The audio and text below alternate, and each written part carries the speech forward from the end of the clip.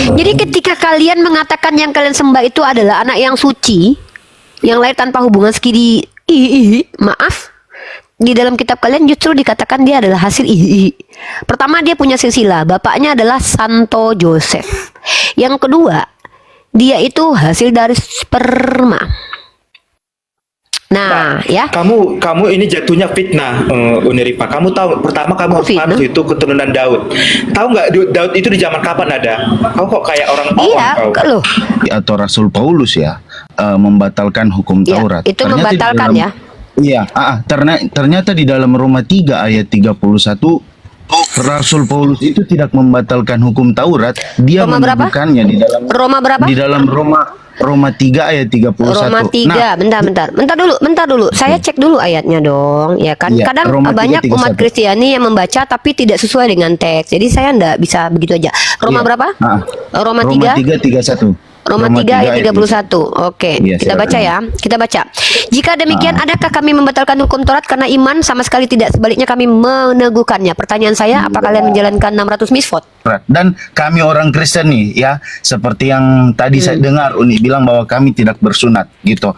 Jadi gini Uni, perkara sunat dengan tidak sunat, perkara kami makan babi dengan tidak makan babi ya, itu enggak ada. Jadi contoh gini, contoh ya, entah kami bersunat ataupun tidak bersunat, apakah kami akan masuk surga gitu. Contoh nih, kalau kami enggak, bersunat, bukan itu. Tunggu. Iya, dengar dulu. Saya nggak peduli kalian masuk surga. Enggak, itulah melenceng. Tidak, dengar itu dulu. udah jauh kali loh. Hanya Rum mencerdaskan Oten. Coba cerdaskan saya, coba Unirifa. Ya udah. Gimana? Apa alasan kitabmu dikatakan suci? Coba, kalau nggak bisa nanti saya jelaskan. Karena Allah kami suci. Jadi dari mana Allah? Yang mana Allah? Yang mana yang suci? Tunggu. Allah mana yang suci? Allah yang lahir dari rahim perempuan? Allah yang kenal melalui Abraham, Ishak dan Yakub. Oh, kalau Allah yang jadi manusia suci nggak? Suci, justru dia suci. Allah yang suci. Oke. Sucikah seorang Allah yang lahir dari, mohon maaf ya, tempat keluarnya air seni perempuan?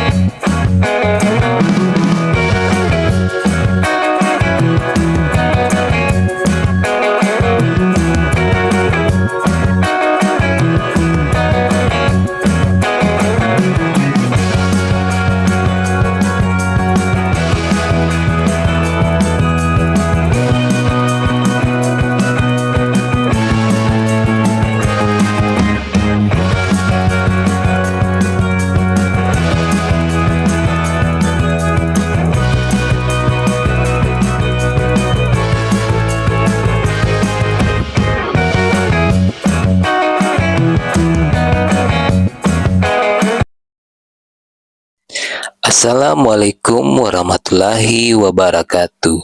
Bertemu lagi dengan channel Kristologi Muslim, channel yang akan memperlihatkan diskusi dan debat lintas agama. Di sini saya ceritakan sedikit tentang diskusi di video ini, yang diawali dengan Unirifa mempersilahkan seorang pria Kristen bernama akun Aldo untuk bertanya dan menjelaskan agamanya. Pertanyaan yang Aldo tanyakan tentang keyakinan Unirifa mempercayai Al-Quran adalah 100% kalam Allah atau firman Allah. Di dalam Al-Baqarah ayat 106 yang isi terjemahannya, ayat yang kami batalkan atau kami hilangkan dari ingatan, pasti kami ganti yang lebih baik atau sebanding dengannya. Tidaklah kamu tahu Allah Maha Kuasa atas segala sesuatu. Dan pertanyaan dari pria ini, kenapa kalau dia 100% perkataan Allah, buat apa dinasab mansuh atau digantikan dengan yang lebih baik atau dibatalkan kalau ini 100% perkataan Allah? Saat Uni Rifa menjawab dan menjelaskan pertanyaan dari pria ini, Uni Rifa ditemani Ustadz Abuya menjawab pertanyaannya juga agar lebih mantap dan jelas untuk dipahami dari pria ini. Setelah mendengar jawaban Uni Rifa dan Ustadz Abuya, pria ini mau menanggapi jawaban dan penjelasan Uni Rifa yang mana sebelumnya mengatakan Paulus membatalkan hukum Taurat. Setelah selesai dengan pria ini berdiskusi, selanjutnya Uni Rifa berdiskusi dengan pria Kristen lagi bernama Akun Jeb, di mana pria ini mengatakan kalau Rom ini mencerdaskan Oten, yang mana ia meminta Unirifa untuk mencerdaskannya. Lalu Unirifa menjawab dan sekaligus menanyakan, apa alasan kitab Anda dikatakan suci? Kemudian ia menjawab, karena Tuhan kami suci yang dikenal Abraham, Ishak, dan Yakub. Lalu kemudian Unirifa menanyakan lagi, sucikah Tuhanmu yang lahir dari tempat keluarnya air seni perempuan? Lalu ia menjawab lagi, dan lama-kelamaan pertanyaan-pertanyaan yang diberikan Unirifa membuatnya kepanasan dan kejang-kejang tak terkendali lagi sehingga pria ini diturunkan. Lalu pria Kristen lagi bernama Akun Yesua dari tadi tidak sabaran antri mau menjawab pertanyaan Unirifa. Nah, daripada panjang ceritanya saya ceritakan, mari kita lihat saja dan dengarkan diskusi Unirifa dan apologet Islam lain yang menjawab dan menjelaskan dari pertanyaan oknum-oknum Kristen. Kita ke Aldo nih. Aldo nih non muslim nih. Anda sebagai Kristen berhak menjelaskan agama Anda. Dengan catatan ketika kalian menjelaskan agama kalian, saya adalah orang yang sudah belajar juga. Kalau seandainya ada yang menurut saya tidak sesuai dengan apa yang saya pelajari, mungkin saya ajukan sebagai bahan diskusi. Dan Anda boleh bertanya tentang agama saya. Dan tidak, kalian boleh bertanya apa saja, tapi saya berhak untuk tidak menjawab apa saja. Begitu. Iya, berarti saya juga sama Uni gitu ya. Kalaupun Uni Ya, bertanya silakan. dan saya nggak ngerti, saya boleh nggak jawab kan? Boleh dong. Oke, siap. Terima kasih kesempatan yang disampaikan kepada yang diberikan kepada saya untuk bertanya. Gini nih, kan kita kan Uni pasti percaya bahwa Al-Quran ini adalah 100% kalamullah atau perkataan Allah, firman Allah. Ya. Nah, di dalam surah Al-Baqarah 106 ya. Bentar, kita berbicara buka bahwa- ayatnya dulu. Bentar, kita buka Al-Quran dulu. Oke. Al-Baqarah 106. Bentar ya. 106. Ya, silakan bacakan yang dimaksud, poin apa yang mau disampaikan. Ya, kan gini Uni ya, maaf ya, saya kan nggak bisa bahasa Arab. Ya, Ya, a'udzubillahi minasyaitonirrajim. Bismillahirrahmanirrahim. Ma nansakh min ayatin aw nunsiha na'ti bi khairin minha. Ini perkara nasak mansukh. Ma nansakh min ayatin aw nunsiha na'ti bi khairin minha aw misliha. Alam ta'lam annallaha ala kulli syai'in qadir. Di sini Allah katakan, ayat yang kami batalkan ya atau kami hilangkan dari ingatan, pasti kami ganti dengan yang lebih baik atau yang sebanding dengannya. Tidaklah kamu tahu bahwa Allah Maha Kuasa atas segala sesuatu? Terus pertanyaannya apa? betul. Ini kan kita tahu ya, Uni tahu tuh. Uni sudah perkatakan bahwa Al-Quran itu adalah kalamullah 100% firman Allah, Ya. perkataan Allah. Pertanyaan Yes. saya nih, kenapa kalau dia 100% perkataan Allah, buat apa dinasak mansuh gitu, atau digantikan dengan yang lebih baik, atau dibatalkan kalau ini 100% perkataan Allah loh, gitu. Silakan Uni. Oke, siap.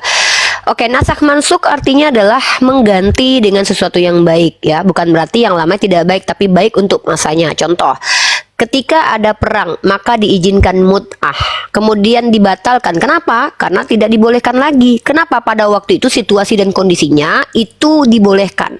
Karena mereka para pejuang-pejuang itu adalah manusia yang berperang di mana situasi dan kondisi ini salah satu contoh ya. Contohnya itu. Kemudian diharamkan dan tidak diizinkan lagi. Nah, itu karena sama seperti ini analoginya. Hari Senin saya mau masak, ini saya pakai analogi dari Ustadz Wafi ya. Semoga Ustadz Wafi diberikan umur yang panjang, sehat selalu, karena banyak ilmu yang saya dapatkan dari beliau. Saya kutip analogi dari beliau. Hari Senin saya mau masak ayam rica-rica, maka saya butuh bawang putih. Hari Selasa saya memasak mie goreng, yang saya butuh adalah bawang merah. Bukan berarti bawang putih itu buruk, tidak. Bawang putih baik untuk saat masak rica-rica, bawang merah baik untuk masak ayam mie goreng. Artinya bawang putih dan bawang merah sama-sama baik, tapi dipakai untuk situasi dan kondisi tertentu. Nah, begini cara kami memahami nasak dan mansukh, bukan merevisi. Revisi ini cenderung dengan perbaikan, seolah-olah yang lama itu salah. Tidak. Jadi ayat-ayat yang diturunkan, yang dinasak, yang dimansukh ini adalah ayat-ayat yang sesuai dengan konteksnya. Kemudian konteks itu dipastikan oleh Allah tidak akan terjadi atau tidak berlaku lagi, atau terjadi perubahan kemudian atau yang lebih baik untuk masa setelahnya, maka dinasak dan dimansukh. Dan itu tidak menafikan bahwa Al-Quran adalah kalam Allah, karena yang namanya Allah berhak untuk menasak dan memansuh, kecuali nasak mansukh itu dilakukan oleh manusia. Nah, ini ada intervensi manusia untuk membatalkan perkataan Allah, seperti Efesus pasal 2 nomor 15. Yesus tidak membatalkan hukum Taurat, tapi Paulus membatalkan hukum Taurat. Ini baru aneh, tidak ilmiah. Tapi kalau Allah yang mengganti, ya itu hak Allah. Makanya itu tidak membatalkan bahwa Al-Quran adalah kalam Allah. Kalam Allah itu artinya apa? Perkataan Allah. Dan ini Allah yang katakan kan? Allah yang menasak dan memansuh. So, di mana nasak mansukh itu membatalkan bahwa Al-Quran adalah kalam Allah? Contoh, dulu zaman Bani Israel Allah kasih kitab Taurat. Hukumnya apa? Yang tidak perawan rajam sampai mati. Dan ketika umat Nabi Muhammad tidak berikan hukum itu lagi. Dulu orang Israel sholatnya sekian-sekian, kami tidak sekian-sekian lagi. Kenapa?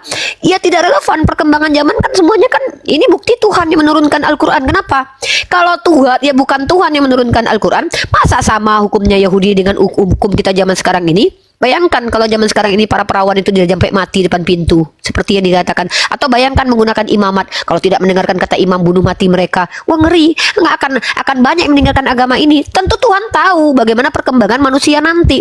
Maka yang tepat adalah Al-Quran. Bahkan Al-Quran sendiri adalah kitab yang juga menasah mansukh kitab-kitab sebelumnya, membenarkan kitab sebelumnya, dan relevan untuk situasi kondisi umat saat sekarang ini. Bayangkan kalau kita pakai itu kitabnya Tauratnya orang Yahudi, di mana perempuan yang datang bulan apa yang disentuh dia najis. Saya lagi datang bulan pegang laptop saya udah dicuci. Apa nggak merepotkan itu? Apakah Tuhan nggak tahu akan merepotkan? Dulu kenapa? Dulu bisa, dulu boleh. Kenapa dulu tidak terlalu merepotkan? Beda kondisi dan situasinya, peradaban berbeda. Ini kenapa dikatakan bahwa Al-Quran itu tidak direvisi tapi nasah mansukh. Dan nasah mansukhnya siapa? Allah sendiri. Allah yang nasah mansukh. Itu bukti kalau Al-Quran adalah firman Allah. Allah menyesuaikan aturan-aturan untuk kaumnya. Makanya Al-Quran itu relevan. Taurat relevan untuk Bani Israel zaman dahulu, Injil relevan untuk umatnya Isa zaman dahulu, Al-Quran relevan untuk umatnya Muhammad ibnu Abdullah. Kalau lebih seperti itu. Silakan Ustadz Abuya, silakan ditambahkan perkara nasak mansukh. Masya Allah, jelas lah Uni. Cuman sedikit Pak Aldo harus tahu ya, tentang nasah mansuh itu berlaku di dalam syariat, di dalam ajaran. Jadi tidak bentar Bu, tidak di dalam ketuhanan. Tidak di dalam. Saya ambil satu contoh di dalam Torah itu ketika pakaian terkena najis itu harus digunting atau dihilangkan, tidak dapat disucikan oleh air. Tetapi di dalam Al-Quran itu sesuatu yang najis, pakaian ataupun badan itu bisa disucikan, yaitu dengan air. Seperti itu. Jadi dalam aturan-aturan atau ajaran-ajaran kalau di Islam itu syariat gitu kan. Jadi bukan dalam konsep ketuhanan atau bukan di dalam masalah usul pokok yaitu ketuhanan. Ya, seperti itu. Abangku, lanjut. Pertanyaan kedua, silakan. Saya enggak ada pertanyaan kedua. Assalamualaikum warahmatullahi wabarakatuh. Waalaikumsalam warahmatullahi wabarakatuh. Ya, kalau tidak ada pertanyaan, silakan. Bentar. Apa namanya? Saya mau tanggapi tentang bagaimana Uni bilang bahwa si Paulus ini, atau Rasul Paulus ya, membatalkan hukum Taurat. Itu ternyata membatalkan ya. Iya, ternyata di dalam Roma 3 ayat 31 Rasul Paulus itu tidak membatalkan hukum Taurat, dia Roma berapa? meneguhkannya di dalam Roma berapa? Di dalam Roma 3 ayat 31. Roma 3, bentar dulu. Saya cek dulu ayatnya dong, ya kan? Iya, Kadang Roma 3, banyak umat 31. Kristiani yang membaca tapi tidak sesuai dengan teks. Jadi saya enggak bisa begitu aja. Roma Iya. berapa? Roma 3. 3:31. Roma 3 ayat 31. Oke, Iya, kita baca ya. Kita baca. Jika demikian, adakah kami membatalkan hukum Taurat karena iman? Sama sekali tidak. Sebaliknya kami meneguhkannya. Pertanyaan saya, apa kalian menjalankan 600 misfot? Iya, dengar dulu nih, tenang aja dulu, tenang, gampang itu. Jadi gini, kita kan saya belum selesai tadi ya, saya mau balik lagi gitu. Kenapa kenapa bisa di dalam surah Al-Baqarah ayat itu dibatalkan gitu? Kita lihat dulu perkara turunnya ayat itu sampai kenapa sih ayat Al-Baqarah 106 ini bisa keluar gitu. Kenapa sampai ayat Al-Quran itu harus dibaca? Saya yakin, maksudnya saya juga Enggak, saya enggak saya paham nggak ini bisa poinnya membantah. apa. Bentar, izin. Anda Kita mau harus bertanya tahu dulu atau kenapa. sebentar dulu. Oh, iya, iya. Anda ini modelnya bertanya kembali, mau belajar kembali lagi bertanya asbabun nuzul, atau Anda ingin menjelaskan penjelasan saya yang tidak sesuai dengan pendapat Anda. Dan Anda tadi mengutip perkataan Paulus, tapi Anda tidak izinkan saya masuk ke ranah itu. Jadi mohon maaf ya, kalau Oh ya, ada oke, jawaban silakan. yang lebih baik Iya, kita daripada dapat. jawaban saya, silahkan tunjukkan. Atau jawaban yang tidak sesuai dengan jawaban saya, silahkan tunjukkan. Itu cara untuk membatalkan tesis saya, bahwa antitesis. Nah, tapi kalau untuk masuk ke pertanyaan selanjutnya, yaitu Anda bertanya asbabun nuzul, berarti nanti kita bahas nanti asbabun nuzul. Saya cari tahu asbabun nuzul, karena tidak semua ayat Al-Quran itu ada asbabun nuzulnya. Ya, saya punya buku asbabun nuzul dan buku itu ketinggalan di Klaten ya. Tapi saya bisa cari kok, cross check kok nanti, gampang zaman sekarang kalau untuk asbabun nuzul. Tapi masalahnya apakah sudah clear tentang nasak mansuk yang Anda pahami? Kalau sudah clear, mari kita lihat, saya membandingkan. Kalau Anda keberatan dengan nasak mansuk yang saya sudah jelaskan, kami tidak masalah. Tapi kenapa tidak keberatan dengan hukum yang saya katakan tadi yang tidak boleh dalam Islam itu apa? Kalau Tuhan membatalkan hukumnya sendiri, itu sah-sah saja, dia kan Tuhan. Karena akan mengganti hukum itu dengan yang lebih baik. Ya, itu sah-sah saja Tuhan. Tapi yang menjadi pertanyaan, Anda membawa dalil Roma membantah Efesus 2:15, kan lucu.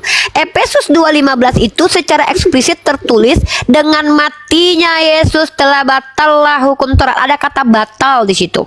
Tiba-tiba Anda bawa Roma. Di sini dikatakan, jika demikian adakah kami membatalkan hukum Taurat karena iman? Sama sekali tidak, sebenarnya kami meneguhkannya. Nah, maka Tadi kan bentar, Oke, sebentar lanjut. dulu, belum selesai. Jadi ketika Anda mengadu Efesus 2:15 dan Roma pasal 3 nomor 31, pertanyaan saya, yang terbukti yang mana? Apakah meneguhkan atau jangan-jangan batalkan? Apa yang disebut dengan hukum Taurat? Hukum Taurat adalah aturan-aturan yang terdapat dalam kitab Taurat, 600 sekian misfot. Pertanyaan saya, mana yang lebih betul? Dibatalkan atau tidak dibatalkan? Ayo kita buktikan. Paulus mengerjakan hukum Taurat nggak sekarang? Kristen mengerjakan hukum Taurat nggak sekarang? Atau jangan-jangan kalian tidak mengerjakan? Atau pilih-pilih mana yang enak, mana yang rohani kalian ambil, ya enggak? Artinya apa? Ketika Paulus mengajarkan ke kota Roma bahwa dia nggak batalin kok, dia cuma meneguhkan, apanya yang diteguhkan? Apakah sama membatalkan dengan meneguhkan? Apakah sama membatalkan dengan meniadakan? Apakah sama membatalkan itu dengan yang kalian kerjakan sekarang? Kalau saya katakan kalau kalian membatalkan hukum Taurat, itu murni adanya. Faktanya mana? Kalian tidak bersunat, itu hukumnya ada di Torah. Kalian tidak lagi merayakan Sabat, itu ada di dalam Torah. Bahkan Sudah ya? kalian tidak Sudah melaksanakan ya, 600 masih? misfot. Ya Masih? ini pengajuan saya. Ini kalau Oke, cara siap. saya menanggapi penjelasan Anda. Nah, Anda menanggapi penjelasan saya bahwa antitesis. Salahkah penjelasan saya? Kalau sudah benar penjelasan saya, Anda masuk ke pelajaran selanjutnya, yaitu kenapa ayat itu turun. Nah, kita jelaskan juga nanti nasak mansuk, saya cari tahu nih. Iya, Nah, tapi gini. saya menggugurkan statement Anda bahwa Paulus tidak membatalkan. Faktanya kalian tidak lagi menjalankan hukum Taurat. Itu. Oke, perkara antara hukum Taurat ya yang Anda katakan tadi, ya kan Anda bilang pertama kan Anda yang berkata sendiri bahwa si Rasul Paulus Bukan lah yang saya. Itu Iya, oke, ayat oke. Iya, Efesus iya, 2:15 iya, kok oke. saya. Ya oke, ya Rasul Paulus lah ya yang Anda bilang yang tidak mengikuti hukum Taurat, dan kami orang Kristen nih ya, seperti yang tadi saya dengar Uni bilang bahwa kami tidak bersunat gitu. Jadi gini Uni, perkara sunat dengan tidak sunat, perkara kami makan babi dengan tidak makan babi ya, itu nggak ada. Jadi contoh gini, contoh ya, entah kami bersunat ataupun tidak bersunat, apakah kami akan masuk surga gitu. Contoh nih, kalau kami Enggak, bersunat, bukan dengar itu. dulu. Tunggu, Uni, tunggu, Uni, tunggu. iya, dengar dulu. Saya nggak jelaskan peduli dulu. kalian masuk surga. Iya, Enggak, dengar itu, dulu, itulah dengar. melenceng. Tidak, dengar Itu dulu. udah jauh dengar kali dulu. loh. Uni, iya, dengar dulu. Ini saya kan mau menjelaskan tentang sunat menyunat. Tenang dulu. Enggak, saya nggak tanya Waduh. itu. Siapa yang tanya Gini tentang dulu. sunat nggak sunat? Saya kan tanya Saya kan kalian mau menjalankan hukum Taurat enggak? menjelaskan. Saya dengar dulu, Uni. Kok saya malah harus mendengarkan apa yang saya minta? Anda tadi menjelaskan, saya dengar gitu. Pak Aldo, izin sebentar Pak Aldo, biar Ngerti tidak nggak, Denny? lari-lari loncat-loncat, biar Iya. terarah dan bisa ada poin yang kita dapatkan mengedukasi. Saya nggak minta penjelasan. Iya, coba apa yang ditanyakan oleh Uni itu yang harus Iya. Anda jawab. Iya, begitu. makanya Bisa saya ulangi. menjawab. Kan tadi Saya dibilang nggak tanya perkara tentang orang sunat loh. Kristen. Saya tidak dengar tanya dulu. sunat. Iya, oke, dengar dulu. Kan tadi kan Anda yang sendiri bilang orang Kristen tidak disunat, ya, tidak menjalankan hukum Itu salah Taurat. satu. Iya, Salah makanya satu. saya menjelaskannya, saya menjelaskannya. Dengar dulu, saya menjelaskannya gitu. Kenapa sih, ya? Dan poinnya juga gini, pastikan larinya juga, oh Yesus aja disunat gitu, orang-orang Yahudi juga disunat. Aduh. Kenapa? Dengar dulu, Uni, dengar dulu bentar ya, bentar, dengar sedikit aja. Entah menurut kau itu jawaban saya bisa kau patahkan atau tidak, itu urusan Anda. Karena saya bilang apa yang bisa saya jawab, apa yang saya tidak bisa jawab. Iya, tapi saya nggak jawab. tanya itu, abangku. Iya, saya jelaskan Buang-buang aja waktu dulu ini. kita. Ya, saya jelaskan dulu nih ya masalah. Oke, lah, saya kasih kesempatan kenapa dia, ya. kami orang, iya gitu. Kenapa kami orang Kristen bukan nggak menjalani hukum Taurat gitu. Ya, soalnya di dalam Alkitab juga lebih baik. Aduh, saya lupa ayatnya. Bentar ya, saya cari dulu tentang hukum Taurat itu. Ya. Saya carikan Dengar dulu. ya, coba saya ya, makanya gini loh. Saya tidak melelahkan Anda dengan menyuruh Anda menjelaskan kenapa kalian tidak menjalankan 600 misfot. Karena dengan menjelaskan kenapa kalian tidak menjalankan itu, kalian sudah menjawab pertanyaan saya bahwa kalian memang tidak menjalankan. Itu mengukuhkan statement saya bahwa kalian memang mengikuti Paulus yang membatalkan, gitu loh. Ya, jadi saya di sini masalahnya bukan alasan kalian kenapa nggak jalankan. Saya sedang membuktikan bahwa kalian memang tidak jalankan hukum Taurat. Faktanya apa? Itu kamu coba jelaskan tadi kenapa kamu nggak jalankan. Itu buktinya kamu membenarkan bahwa kamu tidak menjalankan hukum Taurat. Lalu apa lagi yang mau saya tanya? Ngapain saya butuh jawaban dari kalian kenapa kalian nggak menjalankan? Itu urusan kalian. Saya nggak butuh jawaban itu kok. Alasan kalian kok alasan yang ya doktrin kalian lah. Jadi yang saya di sini permasalahkan adalah ketika nasakh mansukh, dengar, kita sedang membandingkan nasakh mansukh dengan pembatalan kitab Taurat loh, ya. Nasakh mansukh artinya adalah Allah mengganti hukum tentang syariat yang relevan dengan kondisi situasi untuk hamba-hamba Allah. Bentuk bukti kalau Allah adalah Tuhan. Kenapa? Dia tahu, dia maha tahu apa situasi dan kondisi yang tepat sebagai dan solusi yang tepat untuk situasi dan kondisi yang harus kami hadapi. Saya bandingkan, tidak mungkin umat Islam ini tetap mengikuti Taurat. Tadius, gue tip di mute dulu. Ya, kenapa tidak mungkin itu? Tidak relevan. Contohnya tidak relevan apa? Menghukum sampai meninggoy perempuan yang sudah tidak perawan di malam pertamanya. Saat ini kalau dilakukan itu maka akan dikatakan agama dari Tuhan itu melanggar HAM. Bagaimana mungkin hukum yang diberikan kepada orang Yahudi? Kalau orang Yahudi tidak percaya kata imam, habisi mereka. Kalau itu diterapkan zaman sekarang, akan ada pelanggaran HAM. Ya, tentu Allah Subhanahu wa taala tahu kalau ini akan terjadi. Maka Allah nasakh mansukh, berikan hukum yang sepadan. Seperti analogi yang saya bawakan tadi. Contoh kan saya sudah kasih hukumnya seperti syariat mut'ah yang tadinya dibolehkan pada saat situasi kondisi tertentu, tapi kemudian diharamkan. Nah, yang saya bahas ini perbandingan antara nasakh mansukh dengan pembatalan Taurat. Kenapa? Taurat ini adalah hukum fundamental ajaran Yahudi, di mana Taurat itu wajibnya diikuti, tapi dibatalkan oleh Paulus Efesus 2:15. Lalu Anda bawa ayat surat Paulus ke Roma. Ini yang disebut dengan kontradiksi, tidak konsisten. Ke Efesus dibatalkan, ke Roma tidak dibatalkan. Dia nggak ngaku dibatalkan. Gitu loh.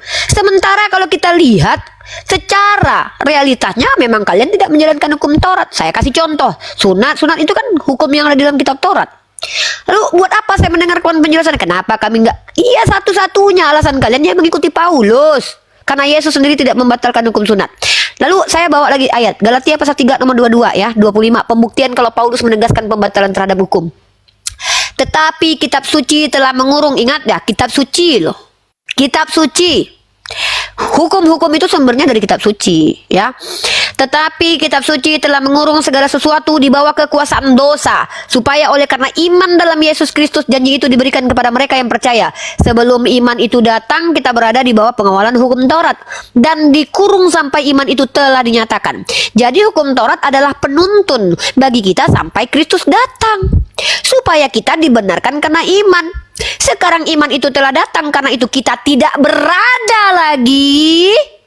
Ingat, saya ulangi sekali lagi ya. Saya nggak tahu di bahasa Indonesia kalian gimana ini. Supaya kita tidak berada lagi di bawah pengawasan penuntun. Apa itu penuntun? Hukum Taurat. Shalom. Kan ada. Bentar yang Bang Tadius Dulu ya, tunggu Bang Aldo dulu. Sekarang. Jadi ketika di Roma dia katakan dia tidak membatalkan hukum Taurat, kata dia, ya nggak mungkin dia terang-terangan mengatakan membatalkan hukum Taurat, berbahaya dia nanti dikatakan sebagai pemberontak hukum Tuhan. Makanya Paulus mengajarkan di Roma, saya tidak membatalkan, saya hanya meneguhkan. Apa arti meneguhkan? Meneguhkan itu artinya apa? Menjalankan? Ya enggak, kalian kan nggak menjalankan hukum Taurat. Emang kalian jalankan 600 misfot? Enggak. Hukum Taurat mana yang kalian jalankan? 10 hukum Taurat. Mari kita bahas. Apakah kalian menjalankan 10 hukum Taurat? Ayo. Yuk kita bahas. Yang 10 Taurat aja lah ya. Nggak usah jauh-jauh. Nih, satu persatu kita kupas tuntas. Pembuktian ini. Apakah kalian membatalkan atau tidak? Yang pertama, kita lihat. Akulah Tuhan Allahmu. Siapa yang bicara di situ? Adakah Yesus? Ketika Tuhan Bani Israel mengatakan akulah Tuhan Allahmu, kalian bilang Tuhan itu Bapa, Putra, Roh Kudus. Ikut nggak kalian hukum Taurat? Enggak. Jangan ada Allah lain. Loh, Allah kalian ada 3 kok, Theos. Tiga-tiganya Theos kata kalian. Ada Bapa, Putra, Roh Kudus. Kemudian jangan membuat patung apapun. Siapa yang paling banyak membuat patung? Yahudi kah? Islam kah? Kristen kah? Tanya sendiri ya, nggak usah jawab. Tanya sendiri, jawab sendiri. Nggak usah kalian keluar-keluar. Kami tahu siapa yang paling banyak membuat patung. Jangan sembarangan menyebut nama Tuhan. Siapa nama Tuhan kalian? Yesus. Jangankan nama sembarangan. Banyak di Spanyol itu orang bernama Yesus kok. Nah, kuduskan hari Sabat. Kalian masih melaksanakan hari Sabat nggak? Hari Minggu kalian ke gereja. Jangan membunuh. Nah, jangan membunuh kata Tuhan ya Bani Israel. Kalian membunuh Tuhan untuk menyelamatkan diri kalian. Gimana itu? Jangan berzina. Nah, kalau berzina hukumnya apa memangnya di dunia? Beda. Kalau kami umat Islam jelas hukum hadnya ada, hukum hududnya ada, di dunia ada. Jelas. Jadi ketika ada pelanggaran ada aturan yang berlaku. Kalau perempuan perawan dicambuk 100 kali, kalau dia sudah beristri dirajam, tapi dengan persyaratan harus ada yang melihat karena fitnah zaman sekarang banyak. Jangan mencuri, ya. Jadi jangan mencuri. Mari kita bahas apakah betul kalian semuanya memastikan diri kalian tidak mencuri. Jangan bersaksi dusta. Jadi kalau kita bicara hukum mana yang kalian ikuti? Mana hukum yang kalian ikuti di dalam hukum Torah? Karena hukumnya telah diganti menurut kalian jadi hukum kasih. Jadi pernyataan saya bahwa Kristen itu membatalkan hukum Torah betul karena dalilnya ada tertulis Efesus 2:15. Implementasinya pun kalian tidak bisa bantah. Jadi apa yang mau kalian bela kepada saya? Kalian bilang apa? Kami nggak begini-begini. Itu kan alasan kalian untuk membenarkan. Yang penting bisa nggak kalian membantah statement saya? 1, kalian tidak menjalankan 600 misfot. Itu hukum Torah loh. 2, kalian menerima pembatalan itu secara dalil. Efesus 2:15. Itu ada loh tertulis loh. Jadi apa yang mau dijelaskan ke saya? Kenapa menjelaskan sesuatu yang nggak saya minta? Bisa nggak bantah dulu itu? Bantah dulu. Oh tidak Rifa, kami menjalankan hukum Taurat. Orang Advent itu lebih bisa membela diri loh di hadapan saya sekarang ini loh. Karena orang Advent masih menjalankan hari Sabat, nggak makan B2.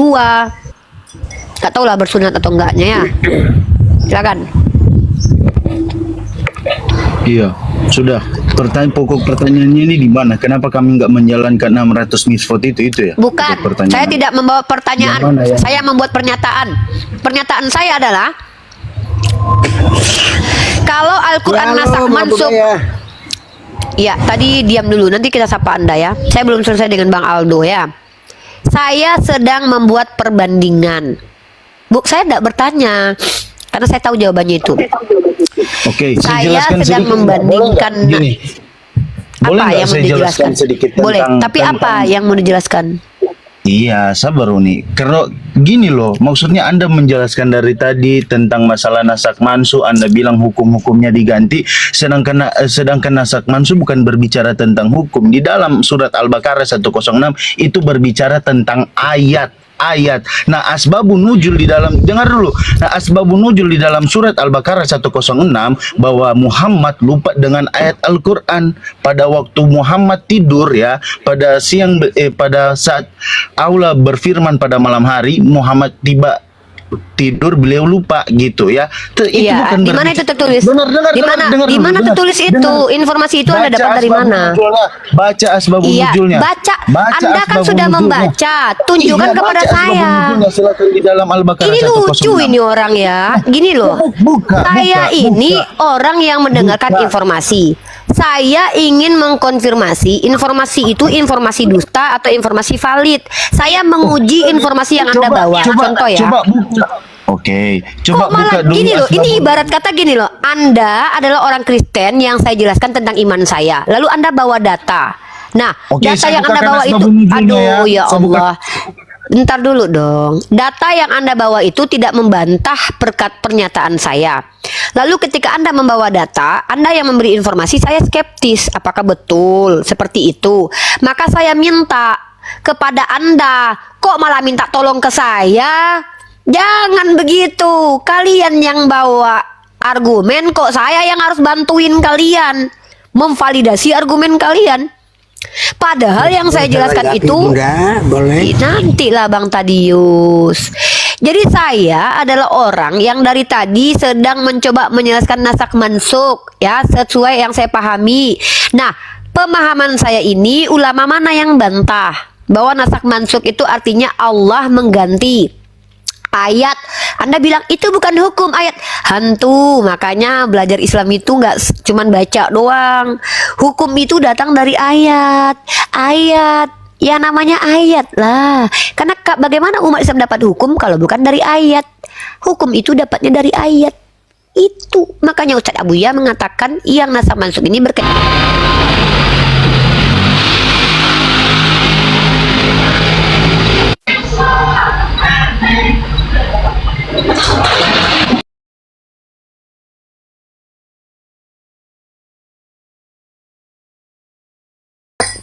Udah rungkat. Bukan ngopi sebenarnya, tapi saya kepental terus. Aduh, teman-teman di tap teman-teman. Aduh, kok berat kali ini koma. Tap saudaraku, lanjut. Oke, Bang Tadius, ini kesempatan Anda yang mau Saya senang kalau Rom ini berdiskusi kebenarannya. Tapi itu kan abad 21 karena berdiskusi secara manusia ya. Ya, kita manusia ya.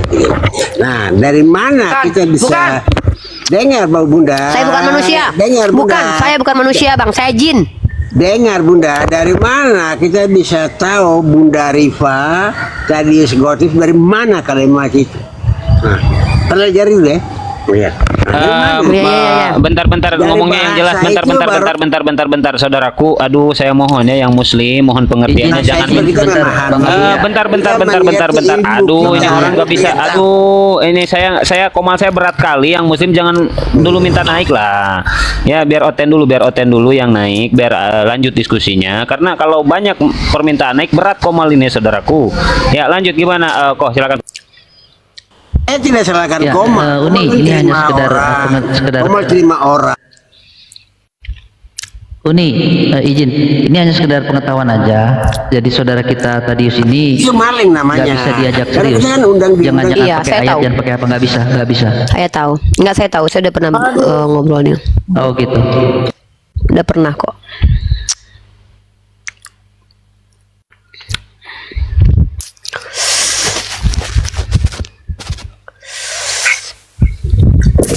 Pasien berikutnya silakan coten.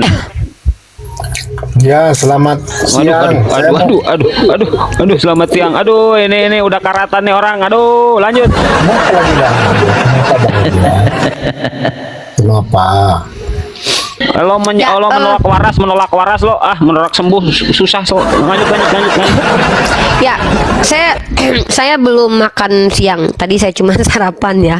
Karena saya dari pagi emang belum ini Ustadz Abuya ya.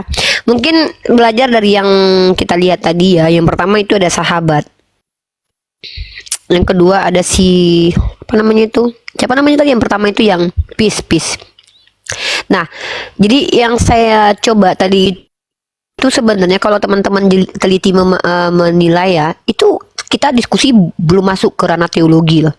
Belum masuk ke ranah bagaimana cara memahami, tapi masuk di ranah pondasi dasar.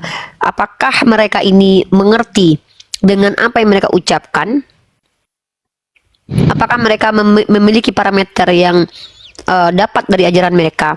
Contoh sahabat tadi, saya bertanya pertanyaan yang sangat-sangat singkat dan sebenarnya sudah jawab sama dia, tapi dia sendiri tidak confident dengan jawabannya sehingga dia mengukuhkan jawaban itu supaya dia tahu konsekuensi jawaban dia itu akan bias menurut dia, tapi bagi kita tidak bias ya. Pertanyaan saya adalah, siapa yang mengajarkan kamu bahwa ketika Yesus berkata jadikan semua bangsa muridku, artinya adalah menyembah kepada Tuhan yang Tritunggal? Itu kan pertanyaan saya. Kenapa pertanyaan ini menjadi penting? Lalu saya kolaborasi dengan dasar kitab Amsal pasal 3 ayat 5, bersandarlah kepada Tuhan. Karena yang namanya tentang ketuhanan tidak bisa kita jelaskan tanpa Tuhan sendiri yang menjelaskan. Pengetahuan, jadi kalau kita balik tentang pengetahuan, kita bisa mengetahui itu by experience, pengalaman, eksperimen, penelitian, atau wahyu. Orang beragama sepakat dalam bahasa Ibraninya khazon, dalam bahasa Arabnya wahyu, dalam bahasa Yunani apokalipsus, itu diakui ada keberadaannya sebagai sesuatu yang muncul dari Tuhan. Maka ketika kita bicara konteksnya wahyu, ini non ilmiah. Ya, non ilmiah. Yang wahyu yang ada namanya kalam yang dilafazkan dengan kalam dari Allah, itu non ilmiah karena itu bicara perkara goib. Istilah yang kita gunakan di Al-Quran adalah goib. Kalau istilah akademisnya mungkin beyond logic, bukan unlogic ya. Beyond logic dengan unlogic itu berbeda. Beyond di luar penalaran, unlogic bertentangan dengan penalaran ya. Nah, jadi Al-Quran itu memang memuat dua dimensi. Yang pertama dimensi logik, yang kedua dimensi beyond logic. Nah, dimensi logik inilah yang bisa kita diskusikan. Bahkan para ulama kemudian atau para scholar-scholar kemudian yang tadinya di zaman Rasulullah itu beyond logic itu menjadi logik. Contoh, zaman dulu itu di luar nalar ketika ada manusia bisa dalam durasi 2-3 jam melintasi tempat yang jauh. Sekarang itu logik karena ada pesawat. Zaman dulu beyond logic ketika Rasulullah menjelaskan di dalam rahim itu ada seperti halaqah, seperti lintah karena beliau tidak punya alat pelihatnya. Tapi zaman sekarang itu logik. Artinya ada sesuatu yang di dalam Al-Quran itu yang pembuktiannya itu menunggu waktu, fase-fase tepat untuk pembuktiannya. Ya, begitu. Memang Al-Quran bukan kitab ilmiah karena tidak memuat metode-metode, tapi transmisinya ilmiah dengan metode-metode. Salah satu metodenya apa? Hafalan, itu ilmiah kok. Ya, dan kemudian kalau kita bicara Al-Quran, Al-Quran itu wahyu, informasi dari sang pencipta alam. Maka Al-Quran berkali-kali men-challenge manusia. Ada 5 standar Al-Quran sebagai kitab suci yang telah saya kumpulkan dari Al-Quran sendiri. Pertama, Bismillahirrahmanirrahim, wa in kuntum fi raibim mimma nazzalna ala abdina fa'tu bi suratin min mislih, kata Allah. Kalau kalian ragu ini datang dari abdi kami itu Muhammad ibnu Abdullah, buat semisal. Kalian tunjukkan 1400 tahun ada tidak apokrifa Al-Quran sebagaimana kitab kalian ada apokrifanya. Itu satu. Yang kedua adalah ketika Allah mengatakan dalam surah An-Nisa ayat 82 kalau tidak salah ya, kalau salah mohon maaf ya, bahwa seandainya ini adalah bukan dari sisi Allah, maka tentulah sudah banyak kontradiksi atau ikhtilaf di dalamnya. Sudah ada yang bisa membuktikan, meruntuhkan statement Al-Quran. Ada ikhtilaf dalam Al-Quran. Silakan. Cara membuktikan Al-Quran bukan firman Tuhan. Nah, kemudian Al-Quran tidak bisa ditiru. Al-Quran tidak ada kontradiksi di dalamnya. Dan Al-Quran ini adalah kitab suci yang transmisinya dijaga secara hafalan. Tidak sulit bagi seseorang menghafalkan Al-Quran perkara mau dan tidak mau. Kemudian ketika statement Al-Quran tidak terbantah, maka dia bisa dikatakan sebagai kebenaran. Karena kebenaran itu sendiri adalah statement yang tak terbantahkan, yang bisa dibuktikan realitasnya sesuai dengan statement tersebut. Itu yang namanya kebenaran. Maka Al-Quran masih dikatakan sebagai kebenaran. Nah, bagaimana dengan ketika saya sebagai orang yang belajar bisa membuktikan bahwa Bible terdistorsi? Contoh, antara kitab yang dianggap Taurat satu dengan yang dianggap dengan terjemahan Taurat satu dengan terjemahan lain itu saling tabrakan. Itu distorsi secara terjemahan, ya, karena memang teks aslinya nggak ada. Autografnya sudah tak ada, sama seperti Al-Quran tidak ada autografnya. Tapi ingat, Al-Quran itu berdasarkan hafalan. Yang kedua, di tahun 2024 saja, bayangkan ya, tahun 2024 ini di mana kecanggihan gadget sudah kita nikmati. Bagaimana mungkin kita bisa, sistem komputerisasi itu sudah kita nikmati sebagai metode untuk membuat file. Tapi justru Yonatan Purnomo, seorang skolar yang tak mungkin bisa kalian bantah dan kalian ragukan, secara ilmiah membuktikan di tahun 2024 saja kitab kalian banyak kesalahan-kesalahannya, entah secara ilmiah ataupun secara kanonisasi. Bahkan Yonatan Purnomo mengatakan bahwa LAI tidak menggunakan kitab yang terkanon. Bahaya loh, kanonisasi loh masalahnya loh. Kalau terjemahan kalian masih bisa berkelit lah. Tapi kalau masalah kanonisasi, siapa yang punya standarisasi kitab yang kanon, mana yang benar, mana yang tidak? Siapa otoritas tertinggi? Jadi ini hal yang ilmiah. Kalau yang ilmiah kita ilmiahkan, jangan memaksakan yang nggak ilmiah harus ilmiah. Kalian tuntut Allah harus ilmiah. Sejak kapan kami umat Islam mengatakan bahwa Allah ilmiah, tapi penjelasan tentang Allah bisa ilmiah, memahami tentang Allah bisa ilmiah, tapi Allah tidak ilmiah, karena Allah itu tidak empiris. Kita tidak bisa menceritakan tentang Allah by pengalaman analisa pribadi kok. Tapi Allah memerintahkan kita untuk mengempiriskan Al-Quran. Apa dalilnya itu?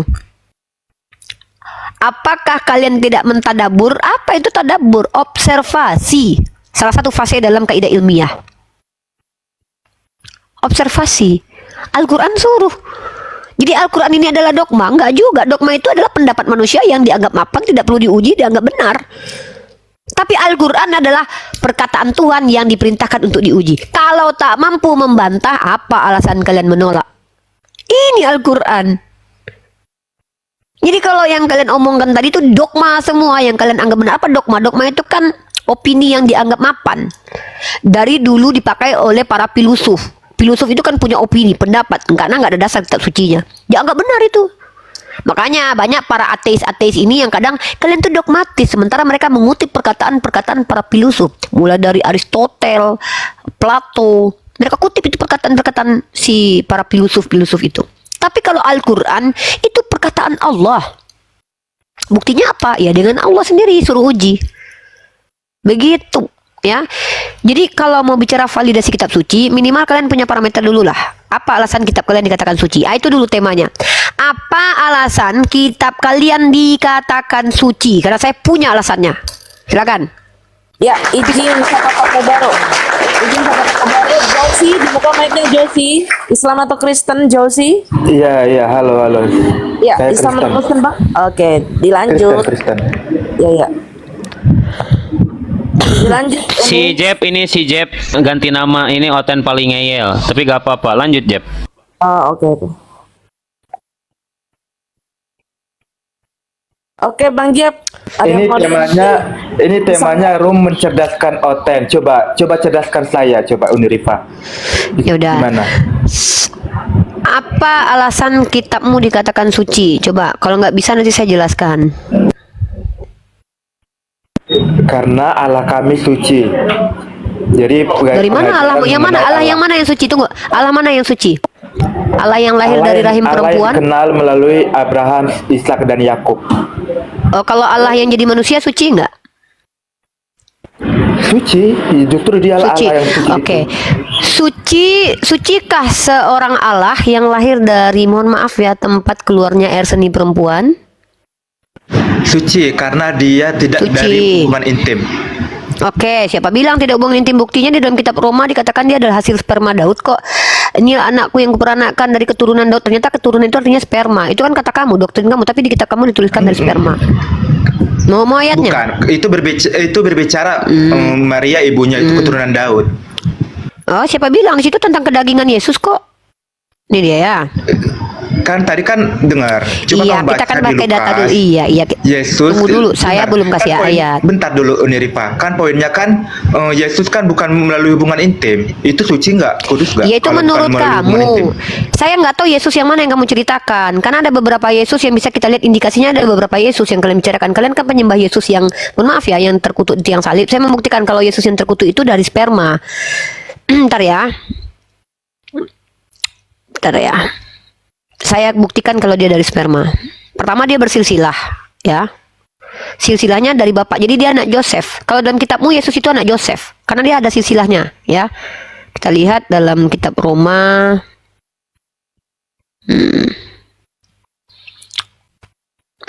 Saya nggak tahu kalau kalian bicara tentang Yesus yang anak Bunda Maria yang diselamatkan oleh Allah, mungkin beda lagi. Mungkin kamu sedang berbicara tentang Yesus yang mati terkutuk di tiang salib. Itu anaknya si Santo Joseph. Kalian ada jurnalnya ya, jurnal literasi bahwa Oh, Yesus bukan, itu ini saya dari keturunan Daud ya. Bukan jurnal, ayat. Saya lagi cari ini bentar. Iya, ada, kalau bisa sekalian jurnal kalau kamu mampu. Oh, kalau sudah nih ya, ini mantap nih. Nah, jurnal ya, ini mantap ini nih. Jurnal. Emang ada jurnal ilmiah tentang doktrin agama kamu? Nah, ini nih. Ya, kamu belajar ini. Jangankan jurnal pendekatan bahasa aja kamu udah blunder loh nih. Saya tuh enggak suka berasumsi. Pertama, Yesus yang kalian sembah itu kan, Yesus yang kalian sembah itu kan punya silsilah. Bapaknya ada. Gimana bilang nggak asli hubungan badan? Coba bapaknya ada, jelas kok. Roma pasal 1 nomor 3 tentang anaknya yang menurut daging. Nah, menurut daging loh. Kamu tahu enggak, daging itu muncul dari hasil pembentukan di dalam rahim karena adanya sperma. Diperanakkan. Kamu tahu enggak diperanakkan ini artinya apa? Diperanakkan itu ada hubungan ya, dari keturunan. Berarti ini. Nah, kamu tahu enggak kata keturunan ini menggunakan kata apa? Besok belajar bahasa Yunani ya. Ya. Kata keturunan ini menggunakan kata. Kamu tahu nggak? Bentar. Kamu baca Kamu tahu kuat-kuat. nggak situ Daud Iya, siapa? baca kuat-kuat. Iya, baca. Ini apa? Baca kuat dulu. Ini apa? Kau lah baca. Sperma. Kamu tahu sperma artinya apa? Tahu sperma? Ada makna lain dari sperma nggak? Coba tunjukkan dulu beberapa makna dari sperma gitu. Apa arti sperma? Coba jelaskan kepada Uni, Dek. Apa arti sperma, Dek?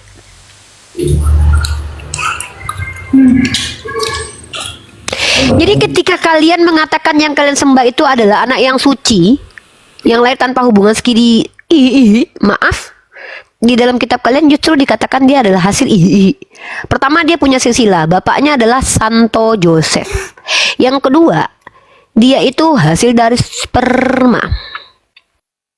Nah, ya. Kamu ini jatuhnya fitnah, Uniripa. Kamu tahu, pertama kamu harus paham itu keturunan Daud. Tahu nggak Daud itu di zaman kapan ada? Kau kok kayak orang Iya, kau. loh. Keturunan Daud itu kapan artinya Daud? adalah anak dari Daud, anaknya Salomo, Salomo punya anak, kemudian Nah, punya ya anak, kan kapan pakai Daud sperma ada? itu. Loh, Ya memang kapan enggak Daud ada? sejaman. Yang bilang di sini sperma Daud siapa? Justru di sini saya memahami yang nama, kamu tahu enggak, nenek moyangmu itu punya Ya, makanya sperma satu dibagikan ke kalimat. nenek. Loh, gimana? Ini bicara tentang sperma loh, sperma tuh sperma loh. Nggak mungkin sperma nih, nak buah anak-anak cucu-cucunya Daud ada tanpa sperma Daud. Coba. Daud itu harus punya sperma dulu, dibagikan kepada Batseba.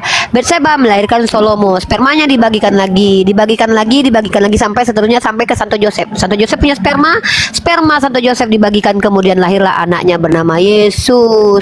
Menurut penulis kitab Coba. kalian yang membuat silsilah Yesus, bukan saya kok.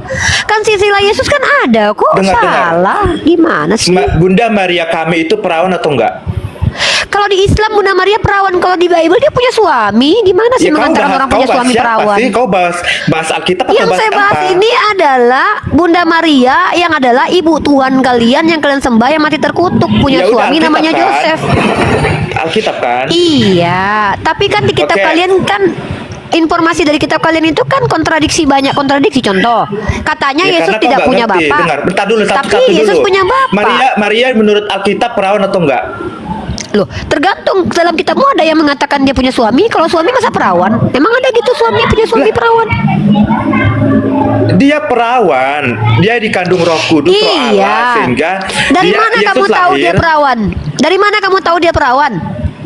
Ya karena memang Allah sendiri yang bicara. Dia mana coba Allah mana yang bilang kalau dia masih perawan? Coba di mana tertulis? Engkau akan melahirkan. Maria itu, kau akan melahirkan. Tuhan bicara Bukan kepada Maria. Maksudnya malaikat datang menemui Maria. Siapa yang bilang kalau malaikat menemui Maria itu? Dari mana kau tahu? Maria yang menyaksikan dirinya sendiri kepada Oh, jadi para Maria rasul. yang menyaksikan sendiri. Lalu tiba-tiba ditulis oleh Lukas. Lukas tahu dari mana kalau Maria menyaksikan sendiri? Ya dia sendiri yang mengalami, ya dia yang ngasih tahu. Kau gimana ya kau? Dari Jadi mana? kalau Dari nggak dia mana yang kau mengalami, bisa? Dari mana kau bisa menunjukkan bukti kepadaku kalau Maria yang ngasih tahu sama si Lukas? Kapan Maria bertemu dengan Lukas? ya berdasarkan saksi-saksi, dia ngomong dari mulut ke mulut, baru sampai ke Lukas. Iya, dari mana kau tahu? Kalau dari mulut ke mulut, kapan Maria bertemu dengan Lukas? Kau ngerti sejarah nggak, Unirifa? Kau pintar Tahu, sejarah itu adalah informasi yang ditulis oleh ahli sejarah dengan metode ilmiah. Di antaranya adalah metode ilmiah memverifikasi, apa? mengkonfirmasi Coba saya dengan tantang kamu. Metode ilmiah ada apa aja? ya banyak. Mbak mau metode kualitatif, banyak metode. Kok bahas metode sekarang? Oke, kualitatif Kok itu lari? apa? Kualitatif apa? Kenapa kita bahas? Iya, Ya udah, biar kamu apa pintar. kaitannya dengan Maria? Jadi ketika Lukas memberitahu Ya, kalau makanya biar si kamu Maria pintar. ini Kita perawan bahas pakai metode satu-satu. kualitatif. Metode kualitatif itu bagaimana? Iya. Berdasarkan apa? Sekarang sekarang saya jelaskan ke kamu. Apakah metode kualitatif yang digunakan oleh Lukas untuk mengetahui Maria itu tidak perawan? Iya, data kualitatif yang digunakan oleh Lukas itu Aduh, gimana? ini orang kagak bisa Metode diskusi. Lanjut Uni satu-satu, Metode Oten satu-satu. Dengar dulu.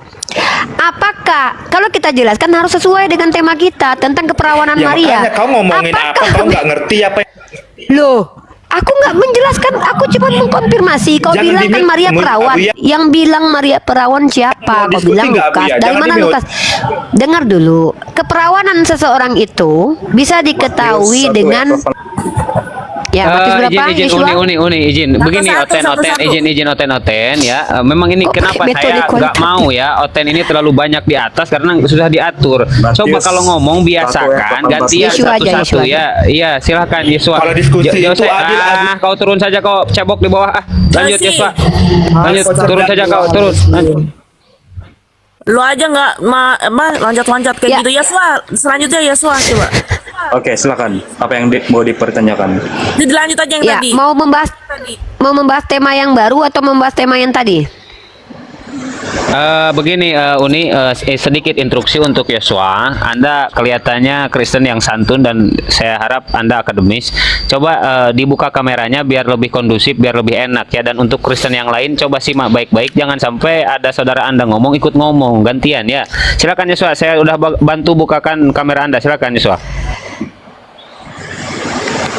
Ya, Lanjut, Yesua, silakan. Saya membuat Tadi, sebuah Uni. statement ya. Aduh, sebentar. Uni sebentar. Ini Mei Islam atau Kristen? Kalau enggak saya turunin. Mei Islam atau Kristen? Mei dibuka mic-nya Mei. Maaf Kak, turunin aja. Oh, oke, makasih. Saya izin turun. Iya, oke, thank you. Oke, lanjut Uni.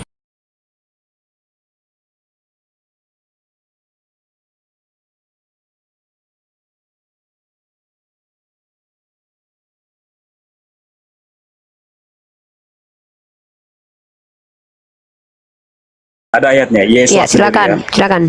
Ya, silakan. Ini lari tema. Oke, kita ganti tema berarti Brother Yeshua ya. Yeshua, kita ganti tema ya. Tidak membahas tentang Yesus itu diperanakkan dari sperma atau tidak ya. Saya kita tema baru teman-teman, keselamatan. Ini suka nih saya bahas ini nih, keselamatan ini nih. Berarti kita sudah keluar dari tema. Brotherku Yeshua, apakah kita tetap di tema kita? Yesus itu adalah Yesus yang kalian sembah itu adalah anak hasil sperma atau anak dari Roh Kudus? Kita mau membahas itu atau ke keselamatan, brotherku Yeshua? Keselamatan. Oke, Ya, kita bahas tentang keselamatan. ya. Oke. Kita membahas, kita ganti topik teman-teman ya. Kita buka data-data keselamatan. Mantap. Bro Yosua, bisa nggak Anda buka kamera, Bro? Atau merasa Oke, keberatan? Yohanes 4 nggak ayat mau lanjut. 22. Yohanes Yohanes 4 ayat 22. Yohanes 4 ayat 22. Ayat 22. Ya, baca oke. sana. Kasih screen lah Kamu kalau boleh. menyembah apa yang tidak kamu kenal. Kami menyembah apa yang kami kenal. Sebab keselamatan datang dari bangsa Yahudi. Nah, sebab Ya. Israel itu adalah umat pilihan Tuhan ya. Terus? Sebab itu keselamatan hanya datang dari bangsa Yahudi. Ya. Oke. Terus? Sebentar dulu. Sebentar dulu. Yohanes- Konteks ayat itu. Ya. Lanjut. Tidak ada bangsa yang tidak ada bangsa lain yang membawa keselamatan Enggak, itu. maksud Hanya dari keselamatan bangsa Yahudi, datang ya. dari bangsa Yahudi, jelaskan dulu menurut yang Anda pahami biar saya tahu Oke. konteksnya.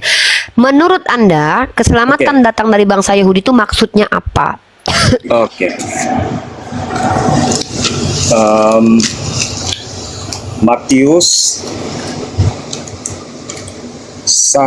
Matius 1 ayat,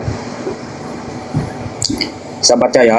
Matius 1 ayat 21 sampai 23. 23 ya. Oke, saya baca. Bacakan, brother. Ayat 21.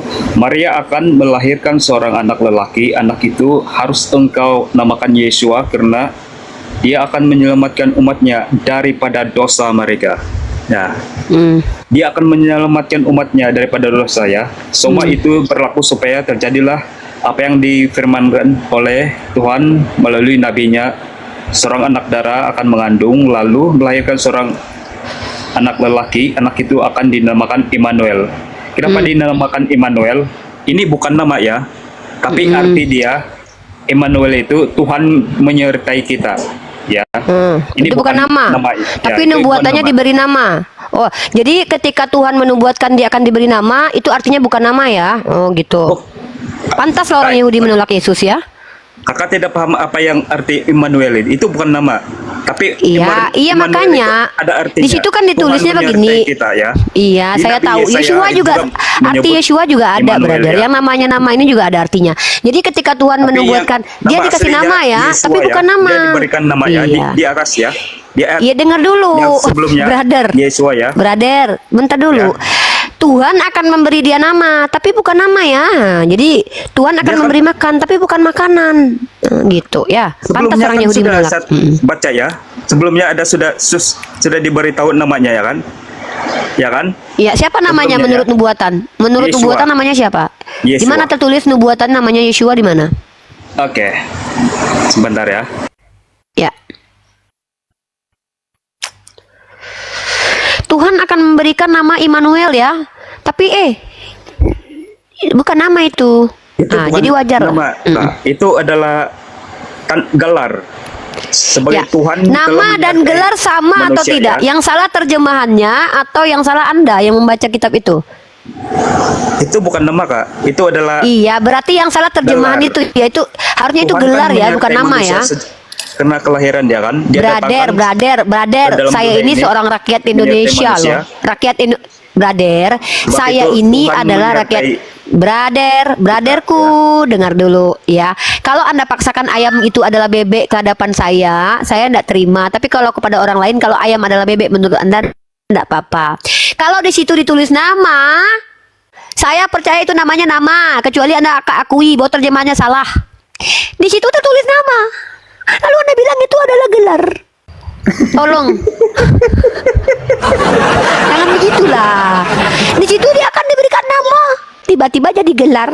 Tolong, Oke, Kak. tolong. Nama dan Oke. gelar itu beda. Kakak Ibarat tidak paham ayam di dan sini, ya. bebek. Kakak paham, kita tidak paham ya. Saya Oke, nggak saya baca ya. paham. Saya ulangi Yang ya. namanya nama dan gelar itu beda. Rifa nama Oke, saya, saya ulang. Uni adalah gelar saya. Ya Saya ulangi Allah. balik ya. Saya ulangi ya. Saya ulangi ya. Pak ayat Yeswa, 21 ya. Bang Dewa, Maria Assalamualaikum akan Bang Dewa. melahirkan seorang anak lelaki, anak itu harus engkau namakan Yesua ya. Ayat 21 ya Kak. Ada namanya di sini ya, tertulis ya. Itu sebab tadi saya mengatakan yang Immanuel itu bukan nama tapi gelar. Karena Tuhan datang ke dunia ya, itu artinya Tuhan menyertai kita. Ya. Gelar ya. Bukan namanya ya. Iya ya. Gelar. Terus kapan dia di situ dituliskan nubuatannya anak itu akan dilahirkan lalu diberi nama Immanuel. Tiba-tiba dia bergelar. Itu cuma gelar bukan nama. Berarti Tuhan salah kasih nubuatannya.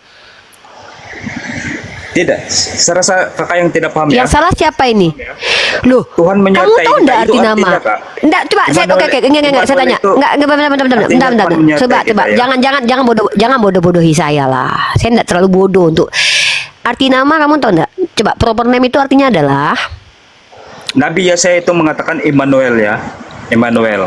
iya kan nama Ya. coba kutip kitab Yesaya itu. Coba kutip kata Yesaya. Yesaya bilang apa? Ya, saya sudah paham Kak. Cuma kakak yang tidak paham di Astagfirullahaladzim, sini ya. brother. Kalau anda paksa ke hadapan Nama- saya nama adalah gelar itu urusan anda, tapi jangan bicara di hadapan saya. Saya ini wajib untuk membantah penyesatan. Ketika dikatakan nama, enggak itu bukan nama gelar kan kata anda. Oke, Anda Kak. yang bilang, tapi ditulisnya di kitab anda itu nama, bukan gelar. Tolong jangan tipui kami loh. Dituliskan Jika di demikian, situ kenapa nama. ditulis Engkau di akan sini memberi nama Yesua dia dan ada. Emmanuel ya. Di sini tertulis Nah Yesua dan makanya Emmanuel justru ya. itu Aduh, nih orang ya Artinya, Allah ya Rabbi. Oke, coba. Kamu tidak mengerti Ini apa orang itu sih? Immanuel Kak? Apa ini? Tanya. Immanuel Ya itu Immanuel artinya itu Tuhan nama atau menyertai. gelar? Iya, nama ada nama manis. Ya, artinya juga ada manis itu. Sekarang saya tanya sama kamu. Dia nubuatannya diberi nama atau gelar? Coba itu aja dulu. Itu aja dulu udah, nggak usah banyak kali lo cerita pusing kepalaku lu. Aku nggak. Coba nubuatannya diberi nama atau gelar? Kalau nggak aku itu salah itu kitabku terjemahannya. Kok ribet banget gitu ya? Ini Tuhan yang salah atau ya saya yang salah nih atau malaikat yang salah nih atau kamu yang benar tuh malaikat Tuhan salah semua itu. Kamu yang betul sendiri. Dari nama jadi gelar. Di situ tertulis nama. Janganlah buat saya merepet. Ya, tolong gini. Kalau Anda katakan ayam adalah bebek di depan jemaat Anda, kami tidak ada urusan. Tapi ini bicara di depan 2,7 rakyat Indonesia yang wajib dicerdaskan. Ketika di situ tertulis dia akan diberi nama, enggak itu maksudnya adalah gelar karena artinya Immanuel Tuhan bersama kita. Dan pertanyaannya kan muncul juga, kapan dia dipanggil Immanuel? Kapan mamanya manggil dia Immanuel?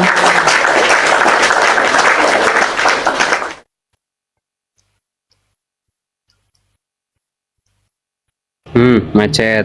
Pak Yeswa buka mute-nya Pak. Ngomongnya gantian lah biar enak ya. Dan kalau menjawab itu jangan kemana-mana biar dapat poinnya gitu kan. Ya, Silakan, tapi ada Pak satu Yeswa. materi Abu ya, sebelum ke Ya. yang lain ya, ada satu materi yang ingin saya bantah dari doktrin ya. Kembali lagi saya membantah doktrin ya. Ini bukan pengajaran dari Bible, tapi doktrin ya. Doktrin itu apa? Pengajaran mereka yang mereka sandarkan kepada konon katanya kitab suci mereka, yang sebenarnya tuh bisa kita bantah. Contoh, keselamatan datang dari bangsa Yahudi. Saya tadi bertanya, apa yang dimaksud keselamatan datang dari bangsa Yahudi? Itu yang saya tanya. Apakah Tuhan lahir dari bangsa Yahudi? Siapa yang bilang begitu? Apakah Mesias itu harus datang dari Bani Israel? Siapa yang berkata seperti itu? Kenapa? Kalau kita lihat, kalian buka dalam Ulangan pasal 34 nomor 10. Ya, tidak ada lagi nabi seperti Musa ini berhadapan dengan Tuhan akan dilahirkan dari Bani Israel. Kemudian Kejadian pasal 49 ya, nomor 10. Tongkat Yehuda. Ya, kita baca nih. Ntar dulu nih. Satu raja-raja. Jadi kita kalau bicara konteks ayat kitab suci, sekalian punya satu ayat, kami punya 1000 pembatalan ayatnya. Pembatalan ayat satu kalian yang kalian salah pahami itu. Ya. Ini contoh. Kita buka di sini. Kita buka dalam kitab Kejadian pasal 49. Masa kami harus ngikutin doktrin kalian? Enggak lah. Kalau kalian akui, oh iya kitab saya salah, itu harusnya gelar. Nah, Mana ini? Tongkat Yehuda akan berpindah. Itu ayat berapa itu? Bentar.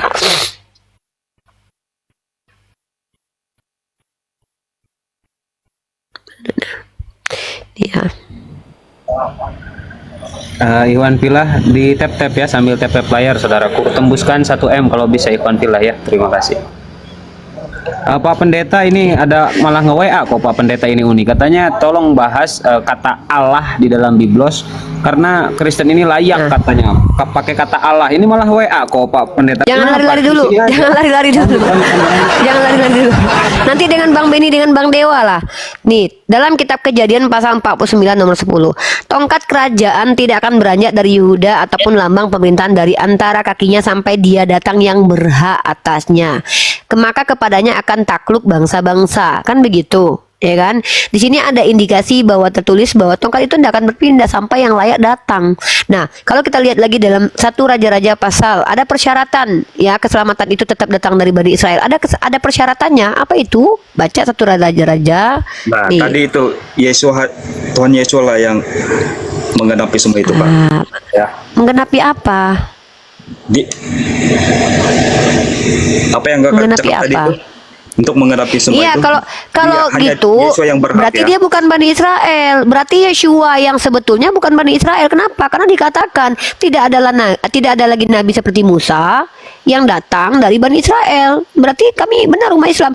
Nabi Isa itu kalau secara nasab bukan Bani Israel. Kenapa? Dia nggak punya bapak. Sejak kapan nasab itu dari mama? Yang namanya nasab dari bapak. Nabi Isa Al-Masih putra Maryam tidak dipanggil bin siapa, bin Lewi, bin Daud, nggak ada. Dia dipanggil Ibnu Maryam. Terputus Karena dia adalah nasabnya. firman Tuhan yang menjadi manusia, Kak. Aduh, Dia kok bawa adalah doktrin firman Tuhan gereja yang ke menjadi sini. manusia, ya. Aduh. Sebab itu tidak bin-bin ya. Kalau memang dia firman yang menjadi manusia itu hilangkan di kitab Anda. Lukas, Yeshua bin Santo Joseph bin ini bin itu yang punya bin-bin di kitab Anda. Lukas 2:23, Matius 1 itu kan yang punya bin-bin kan di kitab Anda. Itu kan Islam, dari ibunya, dengar dulu. Mana Itu ada dari ibunya? Mana dari ibunya? Mana di situ Maria? Nggak ada. Ini kok baru-baru, kok suka kali ngerubah-ngerubah firman Tuhan ini kalian umat Kristen ini. Hanya Islamlah yang percaya full bahwa Isa putra Maryam itu bukan hasil biologis, karena tidak ada satupun umat Islam bahkan dikabarkan dalam Al-Quran dia bin Maryam, bin Ibnu Maryam, anak Maria. Tapi coba lihat di kitab kalian, ketika kalian katakan kami percaya dia dikandung Roh Kudus, kalian percaya dia punya silsilah sampai Santo Joseph, kalian bilang seorang punya suami itu adalah perawan. Ini kalian berkontradiksi antara kitab suci dengan penjelasan iman kalian. Makanya saya katakan, saya bingung dengan kalian ini. Di kitab suci tertulis apa, doktrin yang keluar apa. Islam tertulis adalah Ibnu Maryam. Kami umat Islam tidak pernah mengakui kalau dia punya bapak. Ya. Oke, Kak, kamu sudah menyimpang ya. Bentar dulu, saya lagi bahas tentang. Tidak sama yang tadi ya. Kok menyimpang? Saya lagi bahas tentang pernyataan kamu keselamatan datang dari hanya bangsa Yahudi. Saya mau tunjukkan ini. Tuhan itu punya syarat, punya persyaratan. Baca dalam 1 Raja-Raja pasal kedua nomor 4 nih. Dan supaya Tuhan menepati janji yang diucapkannya tentangku, yakni jika dengar ini, kecuali Tuhanmu nggak konsisten. Ya, ingat, kalau kamu Tuhanmu konsisten, dia akan tepati janjinya. Kalau Tuhanmu nggak konsisten, berarti dia menipu. Ya, dengar. Ini Tuhannya Bani Israel, bukan Tuhan yang ini Tuhan yang digambarkan oleh Bani Israel loh. Halo, Bu. Ya, nanti dulu Bang Hanzo ya. Saya lagi dengan Yesua. 1 Raja-Raja pasal kedua nomor 4, kamu baca. Dan supaya Tuhan menepati janji yang diucapkannya tentang aku, yakni jika anak-anakmu laki-laki tetap hidup di hadapanku dengan setia, dengan segenap hati dan dengan segenap jiwa, maka keturunanmu takkan terputus dari tahta kerajaan Israel. Udah. Diam dulu. Ini orang baru masuk. Nanti kan kami kasih kesempatan bicara. Saya lagi sama Yeshua. Nah, ketika Tuhannya Bani Israel mengatakan ada syarat supaya tidak putus tongkat kerajaan itu dari Israel, terpenuhi tidak syaratnya? Apakah orang Bani Israel semua patuh terhadap hukum Taurat? Mereka, Yesus katakan, kalian ular buludak, Kalian si tegar tengkuk membunuh para nabi. Dalam hukum Taurat jangan membunuh. Malah nenek moyang Bani Israel ini membunuh para nabi. Lalu kalian mengatakan bahwa memang tongkat kerajaannya akan tetap penuh dan maka akan sampai Yeshua adalah anak. Ayolah, jangan kalian tipui kami hidup-hidup ya. Jelas kita tunjukkan apa kata Yesus sendiri mengatakan. Ya, Yesus sendiri mengatakan, kalian ular beludak, nenek moyangmu pembunuh para nabi. Siapa itu? Bani Ismail. Bani Israel itu. Makanya Yesus berbicara pakai perumpamaan. Kenapa? Karena kepada angkatan jahat ini tidak akan ada tanda kecuali tanda Yunus. Tiba-tiba ada yang bilang Yesus bermujizat, Yesus bermujizat. Yesus saja bilang tanda orang jahat ini tidak akan melihat tanda kecuali tanda Yunus. Entah dari mana kalian bisa bilang Yesus lo bisa begini begini begitu. Yesus yang mana? Yesus yang mana? Selamat Tanda Yunus ya. Tanda Yunus itu apa itu? Yunus. Maksudnya? Tanda Yunus kan itu di adalah dalam mukjizat yang terjadi kepada Nabi Yunus, yaitu tidak mati 3 hari 3 malam dalam perut ikan. Nah, kalian melanggar tanda Yunus. Yang namanya mukjizat adalah kejadian supranatural yang luar biasa yang tidak mungkin ternalarkan terjadi kepada para nabi. Si Yunus bisa apa? Dia kalau mati dalam perut ikan itu tidak hebat namanya. Orang biasa juga mati dalam perut ikan kalau dimakan ikan. Hebatnya Yunus dia tidak mati. Masalahnya ketika Yesus di dalam perut bumi 3 hari kalian bilang meninggoy. Sementara Yesus mengatakan angkatan yang jahat ini tidak akan melihat satupun tanda. Tiba-tiba ada yang bilang Yesus lo bisa menghidupkan orang mati, Yesus lo bisa menurunkan. Yang mana Jadi 3 yang hari betul 3 malam ini? itu Yesus atau mati, kalian penulis kitab tapi Matius, Markus, bukan Lukas atau meninggal. Yesus? Apa nih laban ini lo? Saya sedang mengkritisi antara pernyataan gini, Kak. Yesus dengan realitas yang kalian terima dalam kitab suci Roh kalian. bisa mati, Kakak. Roh Tuhan bisa mati ya. Roh itu nggak mati. Masalahnya yang Nah. mati itu bukan roh, tapi Tuhan Nah. kalian yang bernama Yesus. Oke, Yang Kak. disebut dengan Begini, Yesus Kak. itu Yang ada. kamu lihat Tunggu mati itu dulu. hanya tubuh ya, bukan roh Ya Roh itu Allah. tidak mati ya, cuma Sejak tubuh. kapan roh punya nama? Emang ada nama roh bernama Yesus? Ada roh bernama Yesus? Ada nama roh yang bernama Yesus. Yang kita bicarakan di sini Yesus atau roh yang bernama Yesus? Kalau ada roh Yesua bernama itu Yesus dikandung tunjukkan. karena roh Tuhan ya. Roh Tuhan ya. Iya, semua Ya. manusia dikandung karena Apa yang roh di dari dalam- Tuhan. Roh yang ada di dalam tubuh Tuhan Yesus itu adalah roh Tuhan sendiri ya. Loh, di dalam roh- diri Paulus juga ada roh Tuhan. Lu hebatnya apa Yeshua? Di dalam diri Paulus ada roh Tidak. Tuhan juga. Kok tidak? Kok membantah kitab sucinya sendiri nih? Nih, Paulus katakan begini nih. Paulus kan bukan dilahirkan oleh Paulus kan dilahirkan oleh ibu bapak ya. Ya Sebab itu siapa dia nama tidak hebat, bapaknya? ya. Siapa nama Apa bapaknya nih? Paulus? Yesus. Kalau memang Paulus dilahirkan oleh seorang bapak, siapa nama bapaknya? Mendingan Yesus, bapaknya jelas, Santo Joseph, ada silsilahnya. Paulus lebih hebat lagi, tidak ada silsilahnya. Kalian tahu siapa nama bapak Paulus? Kalian ini. Oke, ada tertulis di Alkitab juga. Kalau Tuhan mencetak Mana? semua Coba tunjukkan bumi ini kepada pun saya tidak dapat silsilah menampung Paulus. tulisan itu, Pak. Ya, ada ayat Iya, tertulis ya. tapi ketika kalian bicara Tapi tidak memang- tertulis yang kalian omongkan, kenapa saya harus percaya? Saya baca kitab kalian kok. Kalau kalian katakan Yesus itu kok dikandung dari Roh Kudus, iya, setiap manusia itu Nah, dikandung dari roh. Maka harus Ya kenapa? berpikir dengan Roh. jernih supaya kamu paham ya. Apa ini? Apa yang harus saya pahami coba? Nah, sebab itu kakak tidak paham ya. Apa yang harus saya pahami yang tidak saya pahami apa dan yang harus saya pahami itu apa? Jangan-jangan kamu nggak ngerti dengan arti kata pahami. Itu beda ya. Tidak sama ya. Ya memang beda. Kak, Nah, kakak Yesus kan yang kalian sembah itu bapaknya ada adalah Tuhan, Santo ya. Tapi kalau La beda ya. ilaha illallah. Loh, dengar dulu. Kamu nih ngomong apa sih Yeshua? Dengar dulu saya bicara. Dengar, saya tidak menyamakan Yesus dengan Paulus. Tapi kalau kamu bilang di dalam diri Yesus ada roh Tuhan, loh, Paulus juga dalam diri Paulus ada roh Tuhan. Dia yang bilang, dalam diriku juga ada roh Allah. Itu satu. Kamu bilang, Paulus dari hasil biologis. Siapa bilang? Ada bukti kalau dia hasil hubungan biologis. Mana Oke. bapaknya? Siapa bapaknya? Nah, mendingan Yesus terbukti hasil biologis. Pertama Roma 1:3 tadi, dia dari keturunan dari sperma Daud. Tuhan Kedua Yesus silsilahnya juga jelas. mengaku bahwa dia adalah Bapa itu sendiri ya. Ada ayatnya ya. Coba tunjukkan kepada saya kalau dia mengatakan bahwa dia adalah Bapa itu sendiri seperti Oke. Paulus mengaku aku adalah Bapa. Oke. Yes, Paulus mengaku Oke. kalau dia Bapa itu ada. Waduh, mau menguji Paulus sama Yesus lebih tinggi derajatnya Paulus loh dalam kitabmu loh. Sini saya tunjukkan. Sebentar Kak. Ada ayatnya Kak. Yohanes 14 ya. Bacakan. Dia mengaku Tuhan ya. Sebentar ya. Dia mengaku bapak itu sendiri ya. Iya, mana ayatnya?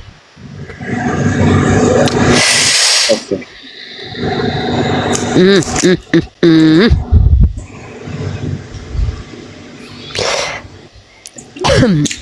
Yohanes 14. Iya sih. Oke Kak. Yohanes 14 ayat 7 ya. Ya. Saya mulai dari 6 ya. Yesus menjawab, "Akulah jalan untuk mengenal Tuhan dan untuk mendapat hidup. Tidak seorang pun dapat datang kepada Bapa kecuali melalui aku. Karena kamu mengenal aku, kamu akan mengenal Bapakku juga. Mulai sekarang kamu mengenal Dia dan sudah melihat Dia." Ya. Dia mengaku Bapa ya. Dia di situ dia bilang di sini sudah mana tadi bilang aku adalah bapak, ngarang ini Yesua Laban, ini Laban. Yohanes Ajar Laban. ini. Ya udah sama Laban dulu. Laban Yohanes selesaikan kau urusan. Yesua. Ini sudah terang-terang Kau ya. bikin Ya, Laban, kacau Laban. kau. Laban ini Kristen Yesua, kamu ngomong sama si Laban dulu lah, dia Kristen. Laban silakan dulu Laban. Saya lagi Gak nggak ada mau. pernyataan Yesus Bapa di situ Yesua. Kau ngada-ngada aja kau. Oke, sekarang Yesua bohong, tidak ada kata bapak. Tapi saya bisa tunjukkan kalau Paulus mengaku sebagai bapak. Dalilnya tertulis eksplisit. Aduh, menangan saya nih kalau ayat by ayat lawannya nih. Aduh. 1 Korintus pasal 4 nomor 15. Sebab sekalipun kamu mempunyai beribu-ribu pendidik dalam Kristus, kamu tidak mempunyai banyak bapa, karena akulah yang dalam Kristus telah menjadi bapakmu. Nah, ini baru jelas eksplisit.